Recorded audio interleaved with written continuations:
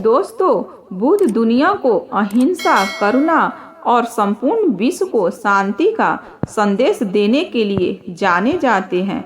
बुद्ध के दीन ज्ञान लोगों को जीवन की राह दिखाते हैं। भगवान बुद्ध ने पूरी दुनिया को करुणा और अहिष्णुता के मार्ग के लिए प्रेरित किया और बुद्ध का कहना है कि हर पुरुष की 4 पत्नियां होनी चाहिए। इसके पीछे एक दिलचस्प कहानी है। बुद्ध के प्रारंभिक उपदेश वाले 32 आगम सूत्रों में से एक में इस कहानी का जिक्र है। अगर आप बुद्ध को मानते हैं तो कमेंट बॉक्स में ओम बुद्धाय नमः जरूर लिखना। इस कहानी का शुरुआत करते हैं। दोस्तों, बुद्ध ने सुनाई 4 पत्नियों की कहानी। एक आदमी की 4 पत्नियां थी। प्राचीन भारत की सामाजिक व्यवस्था ऐसी थी जहां एक पुरुष कई पत्नियां रख सकता था।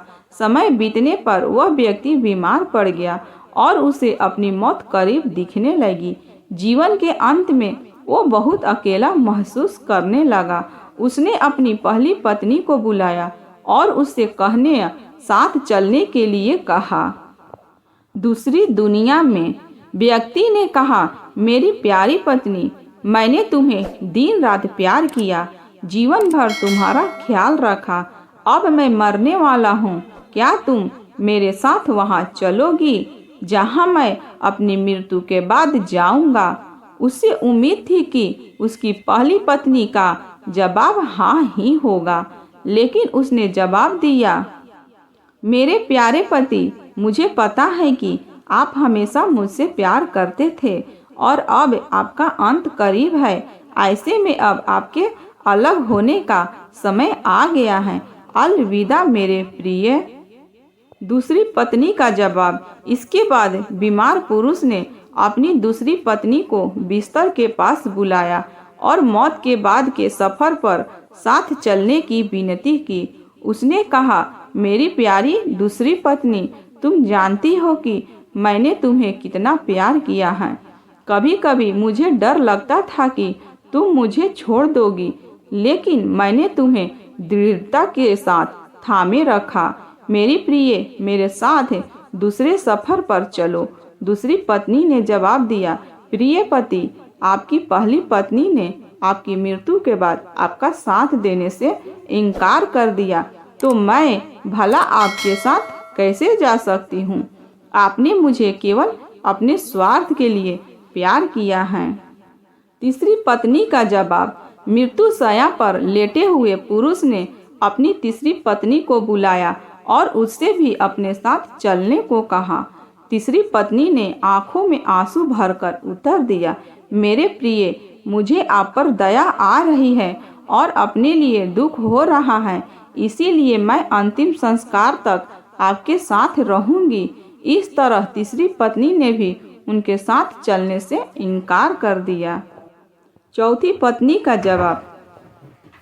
जब तीनों पत्नियों ने उसकी मृत्यु के बाद उसका अनुसरण करने से इनकार कर दिया, तब उसे याद आया कि उसकी एक और पत्नी है, उसकी चौथी पत्नी, जिसकी उसे ज्यादा परवाह नहीं की थी। चौथी पत्नी के साथ उसने हमेशा एक दासी की तरह व्यवहार किया था और हमेशा उसे दुत्कारा था। पुरुष ने सोचा कि अगर वह अब उससे अंतिम सफर पर साथ चलने को कहता तो वह निश्चित रूप से मना कर देगी। हालांकि वह इतना ज्यादा डरा हुआ था और अकेलापन महसूस कर रहा था कि उसने अपनी चौथी पत्नी से भी दूसरी दुनिया में साथ चलने की गुजारिश की। चौथी पत्नी ने अपने पति के अनुरोध को तुरंत स्वीकार लिया। चौथी पत्नी ने दिया जवाब में पति के अनुरोध करने पर चौथी पत्नी ने कहा, मेरे प्यारे पति, मैं तुम्हारे साथ जाऊंगी। कुछ भी हो, मैं हमेशा आपके साथ रहने के लिए दृढ़ संकल्पित हूँ। मैं आपसे कभी अलग नहीं हो सकती। यह कहानी है एक आदमी और उसकी 4 पत्नियों की। इन 4 पत्नियों को क्या है मतलब जानते हैं दोस्तों? गौतम बुद्ध ने अपनी कहानी समाप्त करते हुए कहा, प्रत्येक पुरुष की और महिलाओं की 4 पत्नियां या पति होते हैं और हर एक का खास मतलब होता है। पहली पत्नी या साथी हमारा शरीर होता है जिसे हम दिन रात प्यार करते हैं। सुबह के समय हम अपना चेहरा धोते हैं, कपड़े और जूते पहनते हैं, हम अपने शरीर को भोजन देते हैं, हम पहली पत्नी की तरह अपने शरीर का ख्याल रखते हैं। लेकिन दुर्भाग्य से जीवन के अंत में शरीर यानी पहली पत्नी हमें अगली दुनिया में नहीं ले जा सकती। शव का अंतिम संस्कार किया जाता है। बुद्ध ने कहा, जब अंतिम सांस हमारे शरीर को छोड़ती है तो चेहरे का रंग बदल जाता है और हम अपने उज्जवल जीवन को खोने लगते हैं। हमारे प्रियजन इकट्ठा होकर विलाप कर सकते हैं, लेकिन इसका कोई फायदा नहीं होता है। ऐसे समय में शरीर को अंतिम संस्कार के लिए एक खुले मैदान में रख दिया जाता है और सिर्फ सफ़ेद राख बच जाती है। यह हमारे शरीर का गंतव्य है। भौतिक चीज़ों का तात्पर्य दूसरी पत्नी हमारे भाग्य, भौतिक चीज़ों, धन संपत्ति, प्रसिद्धि, पद और नौकरी को दर्शाती हैं। हम इन सभी भौतिक चीज़ों से काफ़ी जुड़ाव महसूस करते हैं, जिसे पाने के लिए हमने कड़ी मेहनत की है। हम इन चीज़ों को खोने से डरते हैं और बहुत कुछ पाने की इच्छा रखते हैं, लेकिन इनकी कोई सीमा नहीं है। जीवन के अंत में ये चीज़ें मृत्यु तक हमारा पीछा नहीं कर सकती। हमारे भाग ने जो भी इकट्ठा किया है उसे हमें छोड़ना ही होगा। हम इस दुनिया में खाली हाथ आए हैं और मृत्यु के समय भी हमारे हाथ खाली होते हैं। हम अपनी मृत्यु के बाद अपना भाग पकड़कर नहीं रख सकते। जैसी दूसरी पत्नी ने अपने पति से कहा था, तुमने हमें अहंकार और स्वार्थ के लिए सिर्फ मुझे अपने साथ रखा और अब अलविदा कहने का समय आ गया है।